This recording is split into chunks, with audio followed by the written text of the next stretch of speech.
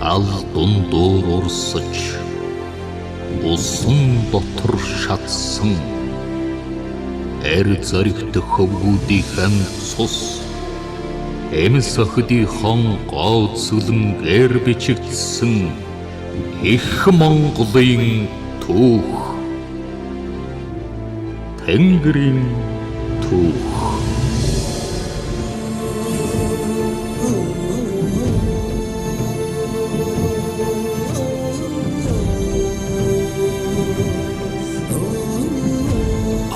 Алтан цадик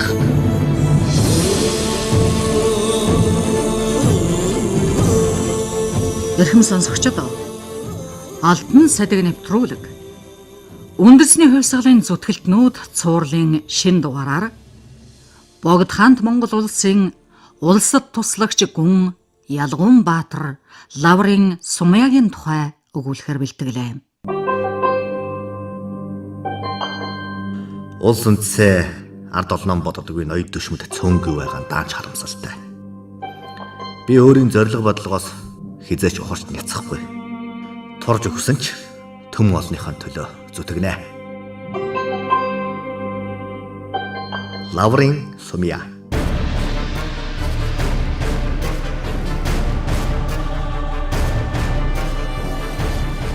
18 дугаар зууны дундуур Манжийн төрөнгөллийг эсэргүүцэж эртний түүхт төр улсаа сэргээх нэгэн үзүүрт сэтгэл барин зориулсан амар санаа Чингүн жив нарын тэмцлийг харгислан дарсан Манжийн дайчин гүрний эрх баригчид Баруун Монголд элдв үемэн самун гарахаас сэргийлэх зорилгоор янз бүрийн нутгаас байнга суух цэрэг дайчлан гэр орноор нь нүүлгэж эдвэгийн шинжаа мужид сууршуулсны дотор өвөр зүгийн цахар ястан нилээд байлаа. Тэр хязгаарт цахар төдийгүй нутгийн үндсэн иргэд болох уйгар иргэд олон болохоос гадна нүүдлэн сууршсан Хятад, Манж, Шивэ, Солон, Хотон, Өөлд, Торгууд, Мянгад, Хэрээд, Хасаг, Чамтуу зэрэг ястан тэнцүүхэн ач төрдөг байжээ. Намтар түүхийн өгүүлэн байгаа Лаврын Сумяа бол 18 дугаар зууны дундуур хүчээр шилжүүлэн суулгасан цахруудын удам болох нь аман яриа янз бүрийн сурвалжаар нотлогддог. Сумяагийн эцэг Лавр 50 нас хүртлээр гэрлээгүй тарав чамб их тонилгогч хэмээх хөлгөн суд руу үрч цагаан нохой дагуулan ангуучилж нохой нь таруу баримагц тарав чамб уншиж нүгэл хилэнцээ наманчлаад таруугаараа хооллдог гэр оронгүй шахам ядуу зүдүүнийг юм байлаа.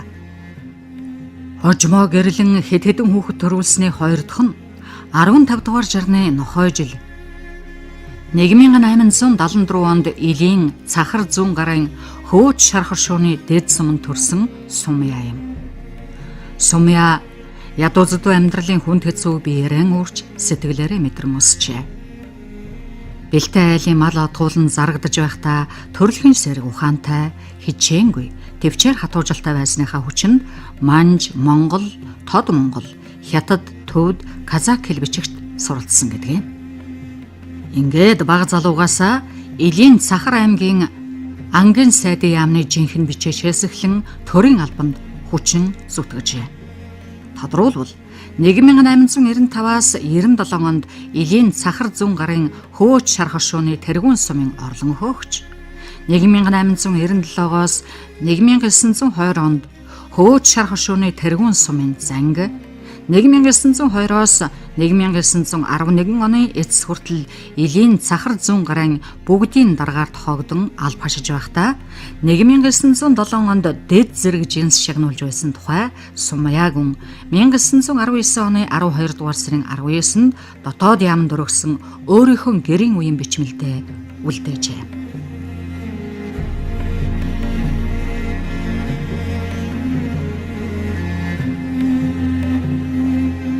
Сумяа янз бүрийн алба хашиж байхдаа Манж төрийн бодлогыг таньж мэдэн Монгол үндэснээ тусгаар тогтнолын төлөө тэмцвэл ирээдүйд үр дүнг нь үзэх боломжтой гадралж энэ тухайга дотн нөхөд ураг төрлийнхөнтэйгөө сэм хэлцдэг байлаа. Нэгэн удаа Манжийн төрийн түшимдийг хошуул сумынхаа ард олонтой нийлж эвсэн хуурч цэргийн акт унлаг гаргах хүнд албанаас чөлөөлж чадсан Сумяад нутгийн олон улам итгэж үгийг сонсох болжээ. Сумяа Дотн танил надмад хавн зэрэг хэдэн хүнтэй нууц зөвлөн Манж хятадын иргэшээлээс ард олноо хэрхэн ангижруулах талаар улс суурьтай ярилцсан тохирч улмаар энэ тухайга нутаг усныхандаа сэм ухуулахаар шийдвэрлэн ил хотод сууж байсан хаант Оросын консултай нууц уулзаж хошууны ард олны хүнд хэцүү байдлын талаар тодорхой өгүүлж улмаар Манжийн дарангуйллыг эсэргүүцэх тэмцэлдээ дэмжлэг тусалцаа үзүүлэхийг хүссэн гэдгээ. Тэгэхэд Орос консул Ар Монгол Оросын дэмжлэгтэйгээр Манжаас тусгаарлан богд гэгэнийг төрийн тэргүүн болгон зарлж байгаа тухай Сумьяд ярьж хүсэлтийг дээш нь уламжлан хариу өгөхөө амласан байна. Илийн Орос консулаас нааштай хариу сонссон Сумья хошуундаа ирээд нөхдөөгөө зөвлөлдөн Манж хятадын эрх баригчдын эсрэг цэрэглэн хөдлөх бэлтгэл ажил эхэлсэний зэрэгцээ. Зэрэгэлдээ хошууны дарга урд санал бодлон хуваалцаж харгас хатуу засгийн эсрэг нэгдэн тэмцэхээр тохирсон ноён Сотод хэл хөргүүлж хөдлөх цаг ойрцныг дуулгажээ. Гэтэл ноён Сото ярьж тохирсноосоо ухарсан төдийгүй илд суух Манжийн хятад цэргийн удирдлагатай уулзан Сумьягийн үүсгээр зэхэж байгаа нууц ажлыг мэдээлсний дагуу Сумья нөхдийг баривчлан аваачаар ял хуулиар сурдуулан Чин улсын хэвт ёсны 3 дугаар он 1911 оны 11 дугаар сарын 19-нд Илийн газар сууж байсан хятад цэрэг зэвсэглэн хөдлөж шин тушаалын жанжныг нутгийн үл бүтэх хүмүүстэй нийлж хуйлдлаа гэж бүрлэгэн Илийн харьяат хэн боловч Манжийн төрөг эсэргүүцэлгүй захирагдаж байхыг чандлан тушаасан байна. Гэтэл Сахар зүүн гарын 8 хошуу дагахгүй гэж эрс эсэргүүцснээр хятад цэрэг 1 сар орчим дайтаж хүүхэд хөгшөд идэр залуу 100 гаруй хүнийг хүйс тэмтэрч үлэмж хөрөнгө мал олзлон надмад зэрэг 21 хүнийг олны нүдэн дээр цавчин хөнөөсөн гэдгээ. Энэ үед Илийн Сахар хошууны зүүн гарын дэд дарга Сумья харьяат 8 хошууны дотроос 150 өрхийн 552 хүнийг дагуулan Илээс оргожээ. Тэд зайлшгүй хэрэгтэй эд юм ачаалан хөдлөж өндөр уулын бартаа бүхий хөх, тоом, хэрцийн даваагаар давж уугуул Монгол нутагта хүрэхээр Оросын хэлийг чиглэн хөдөлжээ.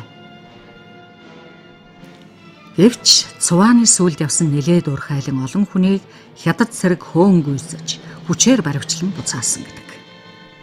Харин үлдсэн хэсэг нь хагцал зовлон туучин эрхчлөөний төлөө тэмцэж Оросын хил даван 1912 оны 4-р сарын 31-нд Оросын Семеречинск гэдэг 7 голын нэгээр нэрлсэн Лепса гэдэг жижиг хотоор дамжин хасгийн хилийн ойролцоо орших Цоохор мод гэдэг газарт хүрч Тэнтхийн эрх баригчдтай уулзан хэрэг зорилгоо ярьж танилцуулан Оросын харьяалд багтааж ижил мөрний савар нутгалдаг угтаа Монгол үндэстний нэг болох халимагтай хамт түр оршин суулгахыг сойрхон мэдүүлсэнд тэдний хүсэлтийг засгийн газартаа уламжлан зөвшөөрүүлж хасгийн Жаманташ гэдэг газар нутгийг зан өгчээ. Тэд урц жолон майхан барьж бүтэн зуныг ая тухтай өнгөрөхдөө Тэнтхийн ард олонтой сайхан танилцсан эв найртай аж төрөн сууцгааж алсын аянд ядарч тамирцсан хүн өлдөд сүлдсэн малаа тэнхрүүлж чадсан байна. Мөн Монгол улс Манжийн эрхшээлээс ангижран төр улсаа сэргээ мандуулсан баттай мэдээг Орос сонин бичгээс олж үзээд халах Монголд очин нийлэх тухай Сумья нар хамтран хэлэлцэж улмаар хаант Оросын засгийн газар мэдэгдэж зөвшөөрүүлсэний зэрэгцээ 1912 оны 7 дугаар сарын 8-ны өдөр Оросын эрх баригчдаар зурчлуулан очир дараа богд эзэн хаанд хүсэлт өргөж Монгол улсын хүнд халамж гүн соёлд дагаар орж захируулахаа илэрхийлж хариу сойрхлыг хүлээж байх үед Илээс илгээсэн чормог гэгч өөлд хүн ирж Сумья нарыг буцаж очихыг ятгсанд тэд огтхонч зөвшөөрөөгүй байна. Харин хавчиг баян үгэнд нь орж нилээд хүнийг дагуулan буцжээ. Мөн тэднийг явснаас хойш зарим хүний сэтгэл нь хуурч тэдний араас сэм оргожээ. Ингэж анх Илээс Сумьяг дагаж гарсан 552 хүний тал орчим нь чормгийг дагаж буцсан байна. Тэдний ихэнх нь эцэг их ах トゥ төрөл төрөстөө илэд орхисон хүмүүс байхаас гадна тэмцлийн хатуужил суугаагүй залуус байлаа. Буцагсад башир үгэнд хуурцнаа илд очсон хойноо мэдгчээ. Тэдний ихэнх нь цаазын элдэнд өртсөн гэдэг.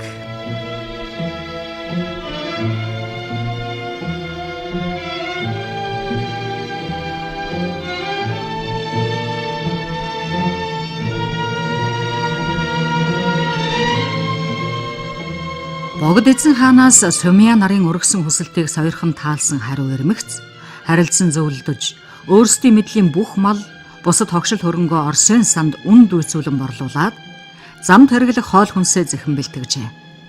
Тэд бүх бэлтгэлээ гүйцээсний дараа Орос хасгийн хөлсний морь тэрэг хэрэглэн алсын аяны замдаа гарч унаатаа унаагүй явсаар 10 хоногийн дараа Семиплатинск хотод ирж цөөн хоног саатаад эрчис мөрнөөр аялах хөлөг онгоцонд шилжин сууж баруун хоошоо чиглэн аянаа үргэлжлүүлжээ. Тэгээд Оросын гүн дорших Омск үрч тэндээс Сибирийн төмөр замаар дорн зүг замнаж Новосибирск, Красноярск эрх хүүг дамжин 1912 оны намрын сүүлчээр дээдүүдэд ирсэн гэдэг. Эрчис мөрөн төмөр замаар олон хоног явахт нь баярлах гутрах олон зүйл тохиолдсон. Сумьягийнхан дээдүүд хавийн бурядуудаас морин тэрэг хөлслөн хэд хоног яваад Монголын умард хилийн бомбд дээд шивэнд ирж Монгол улсынхан эргэн харьяалд багтахаар ирснээ богд гэгэнд айлтгаж хүсэлтийг ёсоор болгосны дараа хүүхэд хөгшөд идэр залуу бүгд баярлан залбирч гүн хүндэтгэлээ илэрхийлжээ. Хяактын сайдын хэргийг хамаарсан буян тэдний хүлээн авч тужийн нарсны зах гилан уурын дэргэд нутаг заан өгсөн. Тэд Монгол нутагт ая тухтай аж төрн суух эхлэл болжээ. Монгол улс энэ төлөө үнэн санаа тавьж ядрал зовлон үл ажрын хошууныхаа олон ардыг дагуулan ирсэн Сумьяд гүнгийн зэрэг хамтран зүтгэгч цэрэн доржид гутгаар зэрэг тогсын отго шагнасан гэдэг.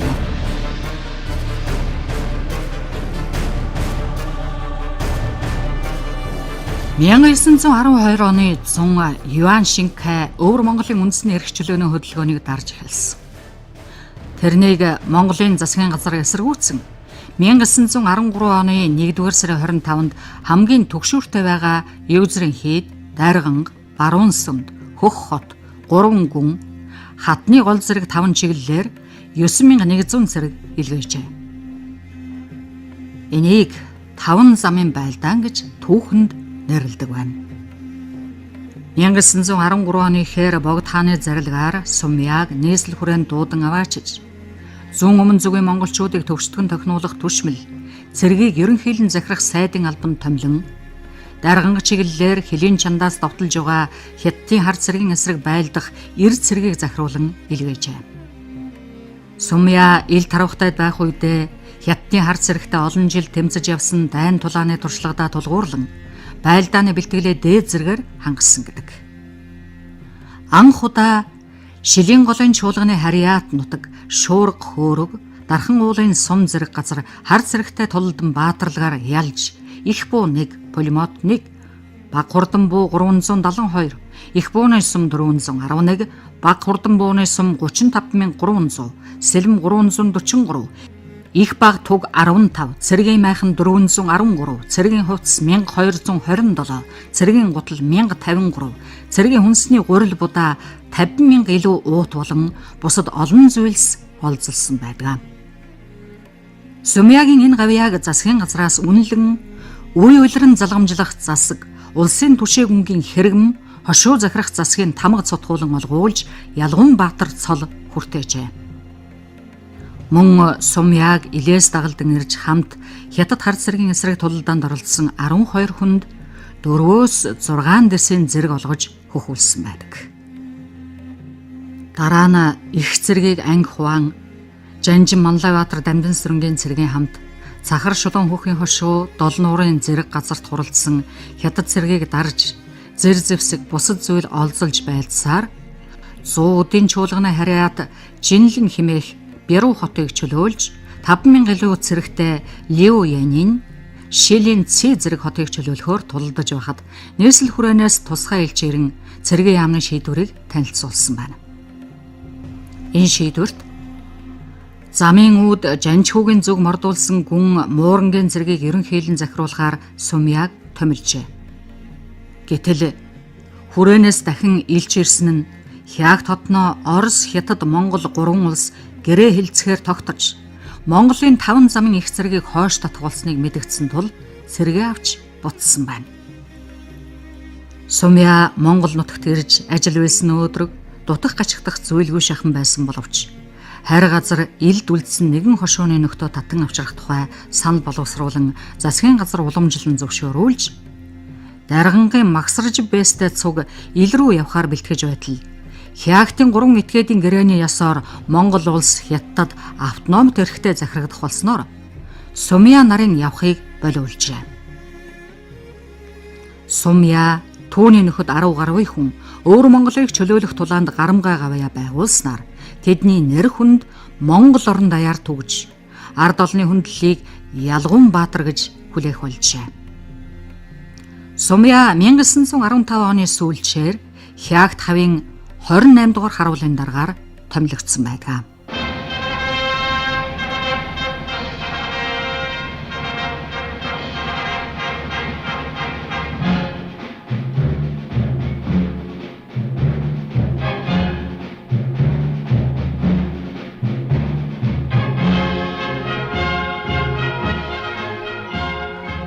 Мянга 1921 онд ардын хувьсгал яллаа. Хувьсгалын ялалтанд Сумья болон хошууны олон амь хайргүй зүтгэснийг ардын засаг өндөр үнэлэн Сумьяд үе үлрэн залгамжлах бээлийн хэрэгм шагнажээ. 1924 онд нутгийн захиргааг ардчилсан зарчмын үндсэн дээр шинжилэн хошуу ноёдыг өөрчлөн сонгуул явуулахад нутгийн ардууд засгийн газрын төлөөний түшмэд санал оруулж Сумьяг их түшиг уулын хошуу даргаар сонгожээ. 1928 оны эцсээр Монгол Ардын хувьсгалт намын 7 дугаар их хурал болж, хурлын шийдвэрийн дагуу 2 дугаар шалгалт цэвэрлэгээ хийж, хувийн худалдаа эрхэлдэг, аж байдал нь овоо дээшилж мал хөрөнгөтэй болсон хүмүүс, урд нь зэрэг цол хэрэгмтэй байсан ноёд лам нарын 5,000 гаруй хүнийг баруунтан ангийн бус этгээд гэж намын игнэнээс хассны дотор Сумья гүн орсон байлаа. Сумья 1923 онд их түшиг уулын хошуунд намын 87 дугаар үүр байгуулагдахад анх гишүүнээр илсэн улмаар үүрийн дараагаар сонгогдож байжээ. 20 дугаар шалгалтын баримтад Сумьяг хуучин жинхэнэ хошуу захирагч ардыг дарлан байсан буюу гүмбэсийн зэрэг хэрэгм тушаалтай засаг ноён явсны дээр одоо гишүүнээс чөлөөлөхийг хүсэл тул бүрэн мөсөн хөөн зайлуулсавай гэжээ. Гэтэл 1931 онд Сумьяг харгас феодал гэж улс төрийн эрхийг хассан байна. Гэвч Сумья удаа дараа өргөдөл бичиг өргөсний дагуу 1934 оны 4-р сарын 4-ний өдөр бүгд найрамдах Монгол ард улсын баг гурлын тэргүүлэгчдийн хурлаас Сумья болбоос язгуурын ил таравхтын харьяад жинхэнэ ард үндэсний эрх чөлөөний тухай Хятадын харгас эзэрхэг луга тэмцэж явсан. Монголын тусгаар тогтнох явдлын төлөөнөө удаа дараа бие хүчин зүтгэж явсан этгээд лүгэ баатарлаг байлдах зэргээр гавьяа зүтгэл байгуулж явсан жинхэнэ засаг феодлоос онц өөр болохын тулд түүнд ардын нэгэн адил сонгогдох эрх олгуулан гүйцэлдүүлсвэ хэмээн тогтоол гаргажээ. Ингэж Сумьяд сонгуулийн эрх олгосноос 3 сарын дараа ардын хувьсгалын барьд зам болгож үнэмлэх болгосон байдаг.